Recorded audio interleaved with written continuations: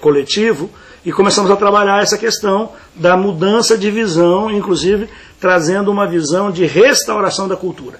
Porque a igreja é dita pelos antropólogos e por muitos com realidade que a igreja afastou o índio da cultura. Só que a visão que nós temos, e aí também louve-se a nossa direção da MISPA, ao pastor Cláudio na presidência, que tem essa visão missiológica da missão integral, mas entendendo que a contextualização é uma coisa necessária, nós começamos a trabalhar isso, trazer de volta as danças, a dança do bate-pau, a dança das mulheres. E quando eu conheci o nosso irmão Aldemir, ele estava vindo para a igreja. E eu comecei a olhar para o Aldemir e ver um talento sendo desperdiçado. Um homem que estava sendo transformado numa coisa que ele não era, porque ele era um esportista, claro que se perdeu na bebida, sem Jesus, e aí a coisa degradou. Mas quando ele volta para Jesus, que ele se restaura, a identidade dele está sendo perdida, porque o que ele sabe é lidar com esportes. Então nós chamamos o pastor, conversamos com o pastor Hermenegildo. A princípio o pastor Hermenegildo ficou um pouco assim, receoso do que poderia acontecer na comunidade, mas nós trabalhamos, oramos e graças a Deus. Eu tive uma surpresa muito grata, porque nós conversamos e eu fui embora, e quando eu cheguei já estava montado todo um trabalho, já tinha um grupo de crianças, e já esse grupo já foi maior, né? Já foi maior, agora está um pouquinho menor, mas a importância, pastores, e para irmãos que estão nos ouvindo, e para você que está ouvindo, e assistindo esse DVD, a importância do esporte como agregador é uma das coisas mais fundamentais, porque é quando você socializa, você faz as pessoas estarem juntos numa disputa, sem que essa disputa se transforme numa guerra, sem que essa disputa se transforme numa briga entre duas facções. Pelo contrário, é um momento de alegria. E o que acontece conosco como igreja? Como igreja, tanto fora das aldeias, mas principalmente da aldeia que é o local onde eu estou mais inserido, é o meu contexto, a gente perde muito os filhos quando os filhos começam a chegar na pré-adolescência e na adolescência, porque nós não temos uma estrutura para cuidar das crianças nas aldeias. Também essa é uma das nossas lutas para fazer um trabalho infantil. E esse trabalho infantil agora está nas mãos do irmão Aldenir, aqui na aldeia Babaçu, com a escolinha de futebol, que na verdade não é apenas uma escolinha de futebol, é uma escola bíblica com futebol. É uma escola de formação de caráter, é uma escola de formação moral, porque primeiro ele reúne, conversa com os meninos, fala de Deus, fala da vida cristã, e depois sim que há o futebol. E com a escola de futebol, nós estamos pulando uma etapa, a etapa do conhecer o mal. E se nós conseguirmos isso, e vamos conseguir no nome de Jesus, nós teremos uma vitória tremenda, porque essas crianças já crescerão com valores. Eu disse que ia encerrar com uma pergunta, mas aí surgiu mais uma pergunta, né, que eu quero fazer. Existem até acusações teóricas por aí, né, de alguns antropólogos que a entrada do Evangelho, a intromissão do Evangelho na vida dos índios prejudica na questão de esfacelar a cultura. É fato, é uma realidade que no meio dos terenas, ou pelo menos no trabalho da Igreja Presbiteriana Renovada, isso não tem acontecido. Eu digo fato porque existem provas cabais nas gravações que vão surgir aí nesse mesmo vídeo, de que essa questão ela tem sido preservada e a igreja tem, pelo contrário, reforçado os laços culturais. Eu quero perguntar aqui para o supervisor, o pastor Paulo Coura, como tem sido essa luta, como ele tem conseguido gerenciar essa questão, contextualizando cultura, né, das danças e o evangelho no meio dos terenos. Graças a Deus nós temos um povo, e o povo tereno é um povo muito inteligente. Como de resto toda a comunidade indígena, nós trabalhamos com outras etnias, só que os terenas estão agora, como nós estamos sabendo, e vamos fazer uma conferência no ano que vem, de 100 anos de trabalho evangelístico. Na verdade, nós perdemos algumas coisas que a Igreja Presbiteriana Renovada está fazendo questão de restaurar, e pela misericórdia de Deus, Deus tem colocado ferramentas na nossa mão. A linguagem do culto. A linguagem do culto, na maioria dos trabalhos evangélicos que nós temos em muitas aldeias, a linguagem é português. Eu tenho uma história, por exemplo, de um irmão de uma outra aldeia, terena também, um irmão já com seus 80 anos de idade, que ele me pede uma Bíblia. Eu compro um Novo Testamento no idioma e vou dar para ele, ele rejeita. Ele disse que queria uma Bíblia de banco e depois queria um dicionário para saber o que a Bíblia falava. A partir daí nós assustamos com isso e começamos a trabalhar o idioma dentro da comunidade, para trabalhar dentro da igreja. Então nós temos cultos, alguns cultos nossos são feitos totalmente no idioma. Desde a abertura do culto, os louvores e a pregação, e nós estamos trabalhando isso. Essa luta de trazer de volta, aí fica aquela questão de você buscar os absolutos de Deus e tirar da cultura o que é culto a demônios e o que é manifestação popular.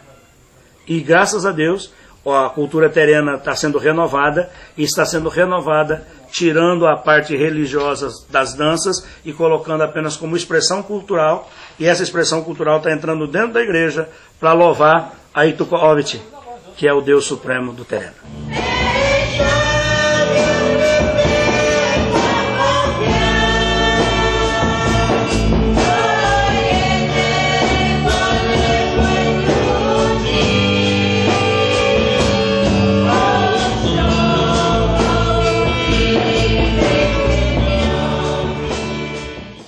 O professor Ronaldo trabalha com a reestruturação da língua aqui na comunidade terrena.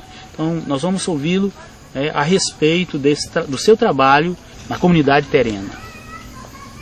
Bom, a questão da nossa cultura, principalmente a questão linguística, nós estamos buscando, assim, não só na área da educação, mas a nível da comunidade. Trabalhamos alguns projetos dentro das igrejas para poder revitalizar, não praticamente resgatar a nossa língua, mas colocá-la em uso para poder ficar firme aquilo que nós temos como uma identidade, porque a língua é uma identidade. Um povo que não tem mais língua, quer dizer, acaba um pouco da sua identidade. Então, quando o pastor Coura, há uns tempos atrás, passou por aqui e ele se apresentou, eu me apresentei para ele e trouxe essa ideia, um projeto da missão para cá, eu fiquei muito interessado, porque esse trabalho já vínhamos desenvolvendo há muito tempo dentro das nossas escolas indígenas, mas não somente dentro das escolas, também com a comunidade que envolve toda a nossa região aqui.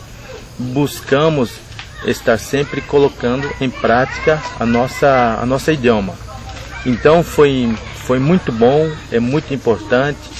Hoje estamos conseguindo atingir os nossos objetivos, transformar as músicas em terena e ao mesmo tempo a comunidade utilizar a sua própria língua, e tem sido assim muito importante, principalmente o projeto que o pastor Paulo está desenvolvendo tem ajudado muito a fortalecer esse projeto que a gente tem aqui dentro da nossa sociedade, da nossa comunidade.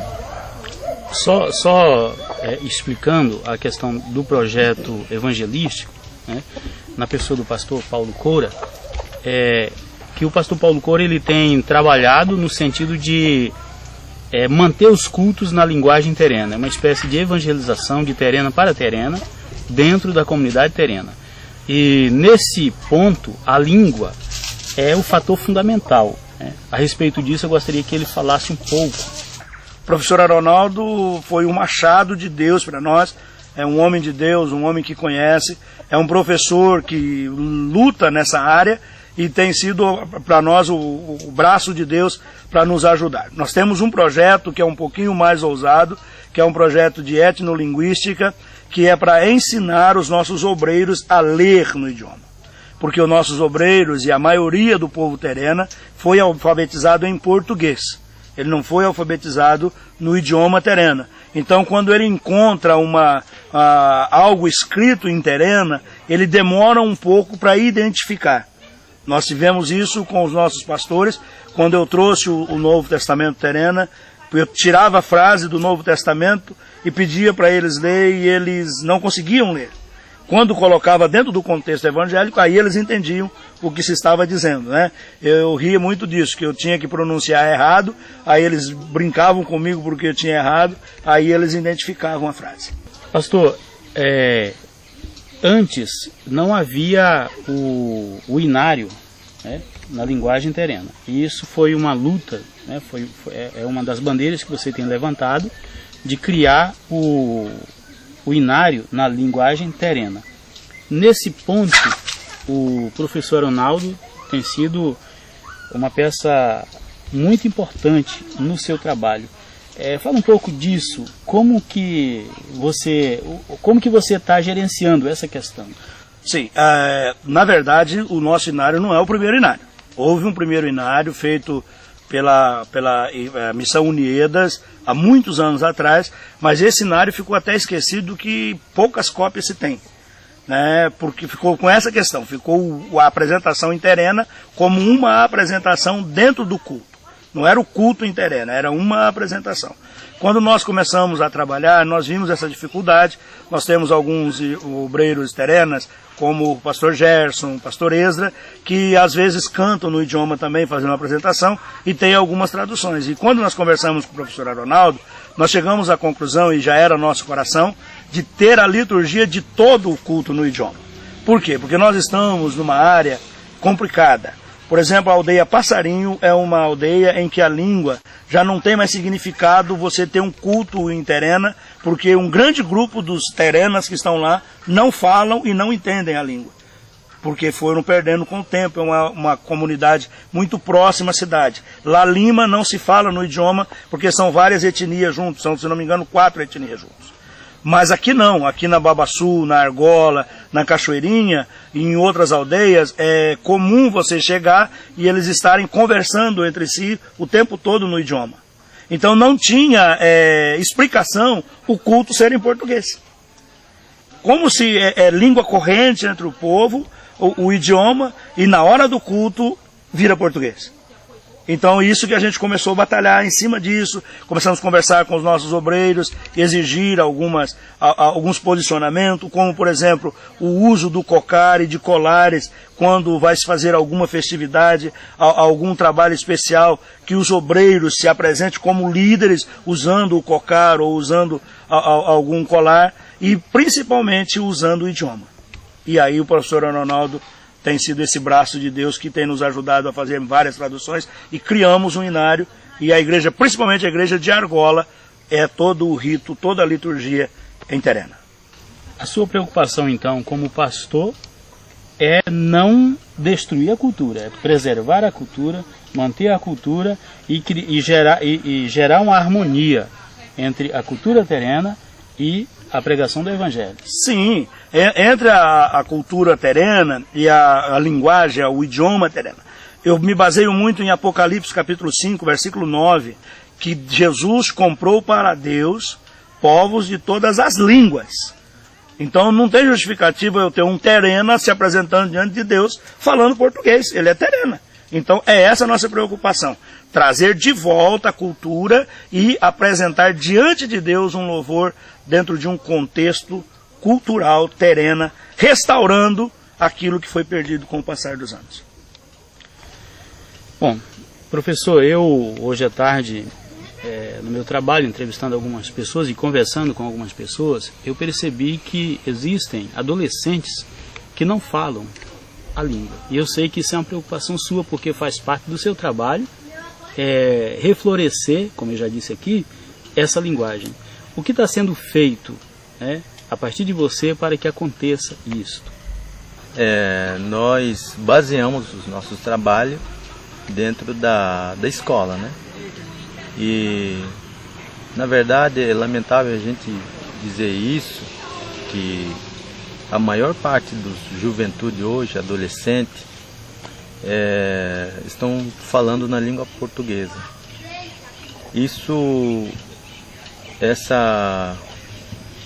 Esse fator, existe vários que contribuem para que pudesse os nossos juventude estar falando na língua portuguesa, devido ao avanço tecnológico. Aqui dentro da aldeia, todo mundo tem os seus equipamentos eletrônicos, né? Então, é um dos fatores que ajuda os jovens a praticar mais a língua portuguesa. Falando também da questão da família, os pais incentivam a falar na língua portuguesa porque a língua dominante dentro do nosso país é português. Então, quando a gente começa a introduzir a nossa língua dentro da escola, a família começa a manifestar, dizendo que vai atrapalhar a aprendizagem do aluno. Sendo que, na verdade, cientificamente, de acordo com os linguistas, quem fala a sua língua tem uma interpretação melhor dentro da língua portuguesa. Quer dizer, o índio pensa na sua idioma. Por exemplo, eu sou professor, eu trabalho essas línguas, a língua portuguesa, a língua materna. Estou aprendendo outras línguas estrangeiras, espanhol, por exemplo. Quer dizer, a gente, o índio que pensa no seu idioma é um índio inteligente. O índio dorme pensando em terena, na sua própria língua. O índio vive com a sua mentalidade na língua materna. Quer dizer, por que existem muitos atrapalhos? Por exemplo, quando se fala na língua portuguesa, é exatamente porque o terena não, a língua materna da terena não é português, mas é sua própria língua. E o caso que a gente percebe hoje, muitos começam a praticar a língua portuguesa de uma maneira muito vulgar, quer dizer, muito pobre. Agora, na questão do evangelho, quando existe aí uma luta, né, para que se tenha o inário na língua terena, se realize os cultos na língua terena, você acha que esse incentivo é importante para essa questão linguística no meio dos terenos? É muito, muito importante, porque a partir desse tipo de projeto que a comunidade vai começar a perceber a valorização da própria língua materna. Então, quando as igrejas começam a trabalhar dessa maneira, está revivendo a sua cultura. Infelizmente, tem muitos hoje começam a perder essa língua. Então, a partir desse projeto das igrejas, está sendo muito útil. E o que a gente vê hoje, como eu tenho projeto na língua materna, muitos começam a procurar a nossa pessoa para poder estar começando a estudar, a se alfabetizar dentro da língua materna. Isso é muito interessante. Eu gostei muito, essa semana nós estava no curso da faculdade, e muitos dos nossos patriciadas de La Lima, Passarinho, Moreira, começaram a aproximar na gente perguntando como é que eu na minha pessoa, poderia fazer um curso para eles, né? Sendo que eu tenho mencionado muito, pastor Paulo, por cantar em tereno. Quer dizer, ele não é índio, ele é índio branco. Quer dizer, na minha concepção, toda pessoa, todo índio é capaz de aprender a falar. não só ele, mas existem muitos brancos da cidade, procura a gente para ter uma noção básica da linguagem, da nossa língua materna. Então está sendo muito bom esses trabalhos das igrejas que está desenvolvendo dentro da língua materna. É muito importante. É um fator que vai contribuir para que a nossa língua possa cada vez mais se fortalecer. Porque a cada dia que passa, a língua morre. Então a gente não pode perder isso. É uma das identidades muito fortes que o índio pode ter na sua vida. Isso, vamos dizer assim, a longo prazo pode ser uma contribuição muito grande até no fator histórico, né? Na questão do Estado e quem sabe até numa situação de Brasil para os povos terenos. Né? Porque a partir do momento que a igreja começa a preservar e se primar por esse fator, certamente isso vai trazer um reflexo, vai refletir no futuro, é claro que não a curto prazo, mas a longo prazo, no reestabelecimento da cultura, não apenas da linguagem, mas encadeia outros fatores na questão da cultura, e isso pode trazer um resultado importante, significativo para os terenos. A gente percebe hoje, muitos das nossas culturas já estão acabando. Por quê? Porque, na verdade, o governo do nosso país, a FUNAI, outras instituições que cuida da comunidade indígena, não ajudava a preservar a nossa cultura. Quer dizer, sempre queria colocar o índio na integração da nação. Quer dizer, simplesmente com o objetivo de usar como uma mão de obra ou exatamente para acabar com a sua cultura. E o índio resiste até hoje.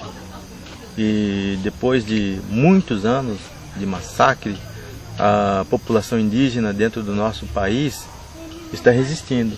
Como hoje nós estamos fazendo aqui, uma resistência. E nunca ninguém contou isso para o nosso país, para a sociedade nacional. Essa história que nós estamos contando hoje, as escolas dentro do nosso país não sabem, não conhecem. O que eles pensam exatamente, a população branca, vamos dizer, é que o índio lá no mato, e vive na oca, sendo que hoje, no século XXI que estamos vivendo, as coisas começam a mudar. Por exemplo, hoje tem muitos indígenas se formando, buscando sobreviver, buscando não exatamente competir com o branco, mas para poder sobreviver daquilo que está sendo, que tem que ser preservado dentro da nossa comunidade. Por exemplo, quando eu pensei em fazer faculdade, a primeira coisa que eu pensei é resguardar ou exatamente preservar a nossa língua materna. Por mais que a gente passe por discriminações lá fora, mas a gente continua sempre afirmando que eu sou terena, que eu sou um índio. Então tudo isso a gente vê, a gente percebe diante da sociedade nacional em que nós estamos hoje, as coisas começam a mudar. O índio estão aparecendo e graças a Deus podemos dizer porque sobrevivemos até hoje, né? E nós queremos ficar cada vez mais firme e forte dentro das nossas culturas. Mas muitos ainda não conseguem entender. Por quê? Porque falta de informações, falta de um conhecimento melhor. Porque a partir do momento que eu domino a minha língua, eu domino a minha cultura, principalmente os conhecimentos tradicionais que a gente tem, isso é muito importante, isso é minha identidade. Então é muito bom a gente trabalhar esse tipo de projeto dentro das igrejas, a revitalização principalmente da língua, né? Eu percebo, professor, que ao contrário do que muitas pessoas imaginam, a comunidade indígena não é alienada. A exemplo disso é você, e além de você, existem outras pessoas aqui mesmo, dentro na comunidade terrena, que são pessoas bem informadas, são pessoas de um grau de escolaridade altíssimo, e dentro, no meio de tudo isso, nós estamos aqui percebendo a presença da igreja, que eu acredito que a presença da igreja, no que a gente já conversou aqui, buscando a valorização da cultura, a preservação dessa cultura, tem aprendido e ensinado também a levar as pessoas a refletir sobre os seus verdadeiros valores, sobre o seu papel social dentro do seu contexto, né? Dentro do seu contexto étnico. E até eu gostaria que você, porque eu acredito que o seu envolvimento não se baseia apenas na língua, mas também em toda essa cadeia de cultura. Como que você observa isso? Eu gostaria de comentar também que dentro de toda a comunidade indígena, eu acredito que dentro do nosso país, quem está sempre presente com a comunidade nas lutas, na hora de sofrimento, na hora de precisar alguma coisa, é a igreja. Quer dizer, não é a FUNAI, não é qualquer político, não é governador, não é prefeito que esteve presente ao lado da população indígena, mas sempre a igreja que esteve